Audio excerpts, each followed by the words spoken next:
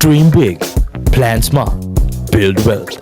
This is the TFS podcast, where money talk gets real and financial freedom is more than just a goal. Without further ado, let's dive in. Hi guys, and welcome to another episode of the TFS WealthCast. And with me today, we have one of our newest brokers at TFS. His name's Nathan. I'm not gonna pronounce his last name. I'm gonna let him do it because I might mess it up. So, Nathan, over to you, man. Hey, thanks for having me on. Yes, it's Nathan Ruvinski here. So I just joined not too long ago. I figured we'd get a podcast out of the way, my first podcast. So I'm getting to do that guy with you. So that's pretty cool. There you go, ladies and gentlemen. Nathan Ruvinski. That's right. That's right. He's in TFS now, and the first podcast we are gonna talk with Nathan about business loans in Australia. So let's jump straight into it, Nathan. Why does funding matter? It's a good question. I think ultimately that comes back to the question of, why do businesses need funding? One of the most important things I think you need to think about. A lot of people just think they need funding to get over a hurdle or something like that, but it's important to have goals, long-term goals, especially when it comes to business loans, because you have a lot of cowboys in the market there with high interest rates. So you need to make sure you know that you're going down the right path long-term. And, you might need things like cash flow or, maybe you want to even purchase a business, maybe asset finance, something like that. It can get you over that hump when you're kind of waiting for invoices to come through or different things like that. I think ultimately it's important, though, to keep in mind the long-term goal. Don't just take a business loan for short-term unless you need that to get over that hump, right? Because the repayments can be higher, especially if it's unsecured. Awesome. Thanks for that, Nathan. And with that, I think let's jump straight into a few types of business loans. Yeah. Let's talk secured loans. What are secured loans? Yeah, so look, the thing with the secured loans are generally you get them from the larger banks. They take a lot longer to process. They are backed by, assets, so they do have lower rates. Because they are from major lenders, the processing times can be weeks. Sometimes it can even take a month or more.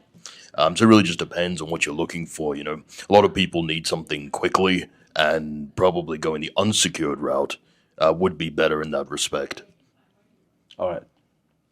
So with that being said, you just mentioned the second type of loan. So let's talk about unsecured loans. Unsecured loans, yeah. So look, this is my specialty. This is the background that I come from. And with unsecured loans, you can get funding as quickly as a day to a couple hours, really. It just depends. I've seen deals get funded in maybe like 4 or 5 hours. It just depends on, how clean it is. But if everything's up to scratch, the unsecured funding is probably the way to go. You can get funding very quickly and the funds released to you. And depending on the lender, there's different repayment options there as well. So you don't need to have any type of security, so the rates are higher. And it does require stronger cash flow, but it can be worth it in the long run if you do need the money quickly. Okay. So unsecured loans are better if they need the money quickly. That's right, yeah. Okay. But you did mention it's higher interest rates. That's right, yeah. The rates are significantly higher. So if you're expecting, secured loan bank rates when it comes to unsecured lending, unfortunately, you're not really going to find that on the market. It is very much a niche that the unsecured loans have. Quick funding is what they do, but the rates are on the higher end. Understood. Let's talk about equipment and asset finance because that's also a type of loan that people take out. Yeah. So, look, it's kind of similar in a lot of ways with the secured loans because it spreads the cost of the vehicles or the machinery kind of over time, right? Depending on the lender, they can kind of help with that. Instead of having to do like an upfront payment, you can spread it out and kind of help with your cash flow, which, for small businesses is super important. A lot of clients I've spoken with kind of go down that route with asset finance. And so they need to sort of have a way to purchase equipment to keep working. If something breaks down, they might need an equipment, but they can't afford the full cost of it. So generally going down that route is probably better when it comes to something that you really need if you want to spread those payments out. Okay, and also Nathan, now on the topic of flexible funding, Yeah. a line of credit. Line of credit, yes, yes, yes. So look, line of credits, they're instead of just depositing one lump sum into your account, you essentially have, let's say, a 50K line of credit, right? You can draw 10K, 20K, and then you can wait a couple months if you want, and then draw the rest. So you don't need to keep paying interest on something that you're not drawing. You essentially get a approved limit, then you can draw up to that limit. So it's a lot more flexible in that regard. With a term loan, a lot of lenders that are unsecured do offer term loans. And with those, you do need to actually have payments that are more consistent, and you do get the full amount upfront. Okay. An interesting thing you mentioned earlier when we were talking, you were talking about invoice finance, I believe, That's and right. yeah, how people can access money that's tied up in unpaid invoices. That was That's right. very now that's very interesting to me, and I would like to talk a bit more on that with you, because you're the Yeah, expert, boy. yeah, that's right.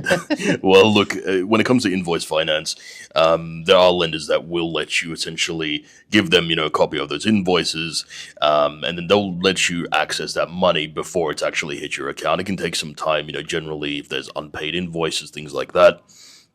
It'll let you access that money quicker, a lot quicker than it would take usually for these, invoices to actually come through. So it's a good way of kind of, I guess, bridging the gap between a line of credit and a secured term loan. You could do like a invoice finance, and a lot of businesses do like doing that if they have delayed invoices. It's quite a common thing, but I think generally what you see in the market is people opt for a line of credit because they have that stability of the maximum they can kind of borrow while only needing to take out, let's say, 5 or 10K, whatever they might need. So it gives them that flexibility more. But you do see people go for the invoice finance option as well. Okay. Now that we've touched on those five types of loans, right? Let's Yeah, talk about from the lender's side. What do lenders look for when someone is applying for a loan? that is a great question. So, look, with my background being in business lending and working for a lender, I can definitely kind of give you a good idea that one of the most important things is cash flow. You need to be making repayments comfortably. And so there's a certain level of cash flow that lenders want to see. They don't like to see lumpy income. It needs to be consistent month on month, roughly around the same, and ideally trending up. I mean, who wants to see it trending down, right? So you want to see it going up, and a lot of lenders will look for that. If the income is trending down, that's definitely going to be an issue. Now, what you can do is some lenders will consider if they can see in the past, maybe last year there was a time sales were down, and they can see this year it's roughly around the same as well, and sales are down around this time, but they can see last year it picked back up. Some lenders actually will make concessions for that. But of course, you want to speak with your broker about how to kind of go about that, as that'll be a conversation between them and the lender to really get that across the line for you. Okay. And another thing I do want to mention is actually there is minimum trading history generally. You want to look to 6 to 12 months of consistent trading.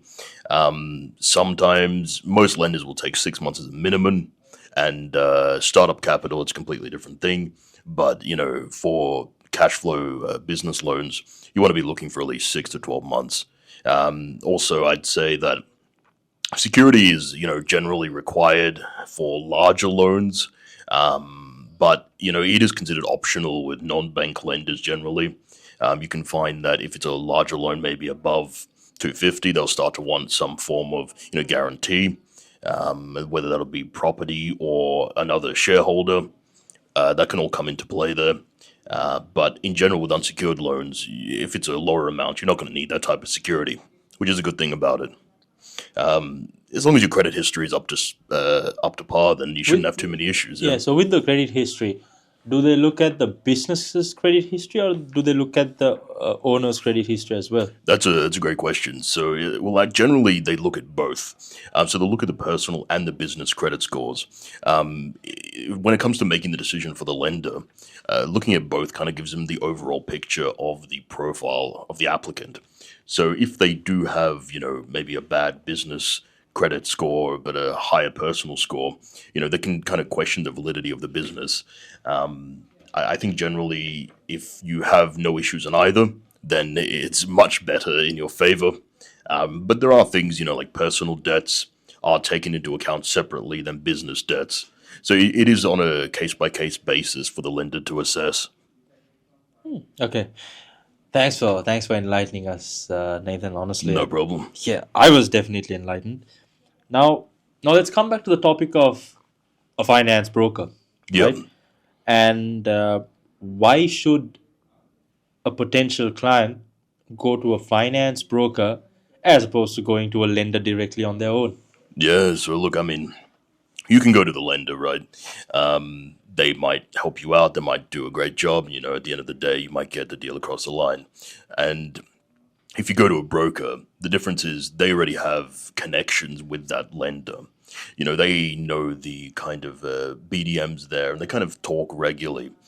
At the end of the day, the broker's on your side, right? So not only do they have access to multiple different lenders, as opposed to just you going to one at a time, the connection that the broker has to the lender already can oftentimes help get that deal across the line. Whereas if you went direct, it might be treated a lot more harshly than it would if you went through a broker. Makes sense. So, what would you tell to a client that t- you know calls you, or client that you're talking to tells you, "Oh, I don't need a broker. I'm gonna go to a bank." Yeah, well, look, it's interesting that you say that.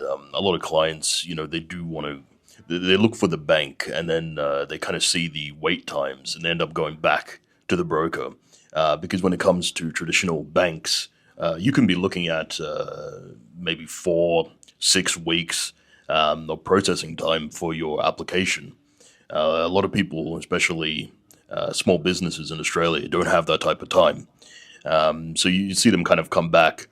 So I'd say ultimately, if they want to wait and they just want to go to one bank, they can do that.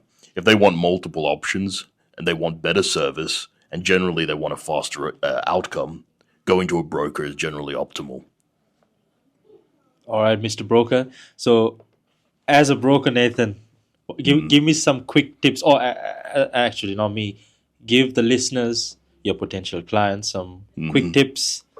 Yeah, well, look, there's a couple of things I can, I guess, give you. One thing is it's so important when they're assessing the business loans, they will want you to have your financials up to date. Things like your BAS, your profit and loss, age payables and receivables. Make sure everything is up to date. It's very important because that will be looked at. Also, make sure that you apply before the cash flow is critical, right? So a lot of people, their cash flow starts to get very, very low, and they apply for funding and they get declined. It's important to kind of, as I said, know exactly how much you need and why, and that will essentially stop you from applying too late, and you will be able to get funding when you need it and not needing to wait till it gets too low, get declined. You're in a much better position if you apply earlier. So one of the best things I kind of give in advice is it's important to get a broker's advice early to save time and money in the long run. You heard that, ladies and gentlemen. Get the broker's advice early to save the money That's right. That's and right. time. Save money and time. I mean, I guess this episode's been quite enlightening when it comes to business loans, Nathan. And Yep. ladies and gentlemen, Nathan's voice, that rough, manly voice. I'm sure a lot of the ladies listen to this podcast love the voice. Yeah, you Tru- get a lot of Trust me. lady listeners, though. Yeah, Yeah. I've spoken to a lot of girls when I was younger, and I've asked them what they like about guys, and a rough, manly voice was in the top 10 list all the time. Well, there you go. Yeah. You heard it here first, folks. Yeah. So, thanks for that, Nathan, and we'll definitely be doing a lot more podcast episodes with Nathan. Sounds good. So, before we close off this episode, Nathan, is there anything else you'd like to touch on? Yeah, look, ultimately, as I said, it's important to contact a broker before, things get too critical to save time and money. And if you did want to reach out, feel free to give me a call or send me an email. You should be able to contact me as well on LinkedIn. I am available there as well. So feel free to get in touch if you have any questions as well. I'm more than happy to talk about it. All right. Do you also want to share your social media handles for the ladies now? Are you single, married, in a relationship, complicated? What's Yeah, listen. I'm single. I'm single. All right, ladies. I'm single. But don't message me all at once. Okay, please. One at a time.